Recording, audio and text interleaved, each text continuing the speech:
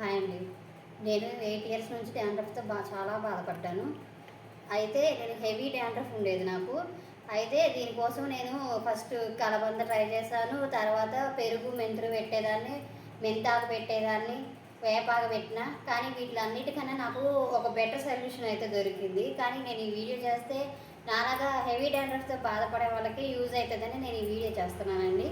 ఇవి చూడండి, ఇవి అవిసె గింజలు మన మార్కెట్లో దొరుకుతాయి. నేను అసలు ఎట్లుంటుంది అన్నట్టుగా ఫస్ట్ ట్రై చేయడానికి 50 గ్రాములు ఏమో తెచ్చినట్టున్నా.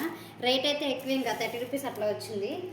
వీటిని అయితే నేను 2 స్పూన్లు వాడుతున్నా. అయితే నేను తిరుపతిలో మొక్కిచ్చాను కాబట్టి, చిన్న చుట్టే కాబట్టి 2 స్పూన్లు సరిపోతుంది. మీరు మీ హెయిర్ని బట్టి చూసుకుని వాడుకోండి. దీన్ని ఎలా తయారు చేయాలో నేను చూపిస్తాను రండి ఒకసారి.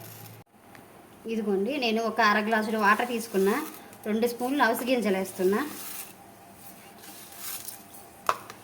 వేసుకొని ఇవి మంచిగా కాసుకుంటాను కొంతసేపు. ఇట్లా మినిమం 10 నిమిషాలు, ఒక గంట అట్లా మరగబెడితే ఇవి మరుగుతుంది. ఇందులో జిగురుగా వస్తుందండి.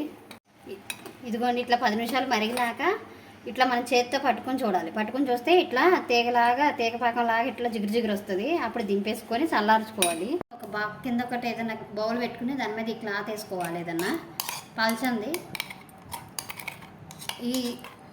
ఈ గుజ్జంతా కిందకి క్లాత్లోంచి జారేటట్టు చూసుకోవాలి.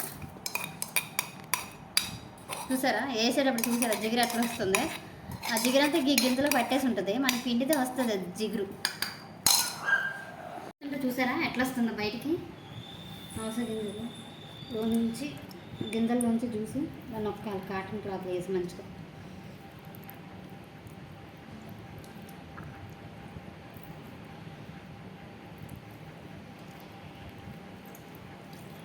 అవిసె గింజలుగా క్లాత్లు వేసుకొని ఇట్లా వడగట్టుకుంటే ఇట్లాంటి జల్లీ వస్తుంది.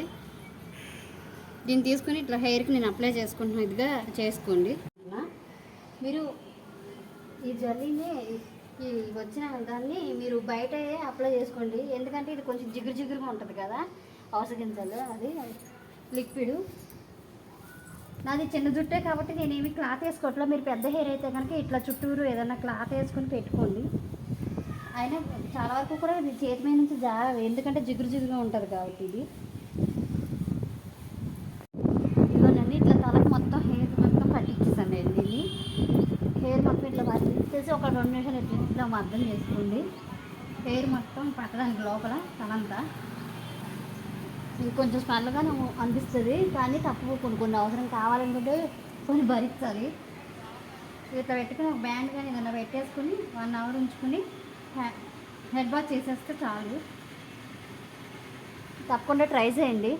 ట్రై చేసిన వాళ్ళు ఒకసారి ఇట్లా పెట్టుకున్నాక ఒక గంట సేపు ఆరనివ్వండి. మంచిగా ఆరనిచ్చినాక హెడ్ బాత్ చేయండి. ఇక మామూలుగా స్నానం చేసేస్తే దీని రిజల్ట్ ఏంటనేది మీకు కూడా తెలుస్తుంది.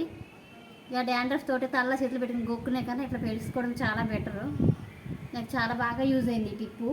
మీలో కొంతమంది కన్నా యూజ్ అవుతుందని నేనైతే చెప్తున్నాను. నా వీడియో నచ్చితే కనుక లైక్ చేయండి, షేర్ చేయండి, సబ్స్క్రైబ్ చేసుకోండి.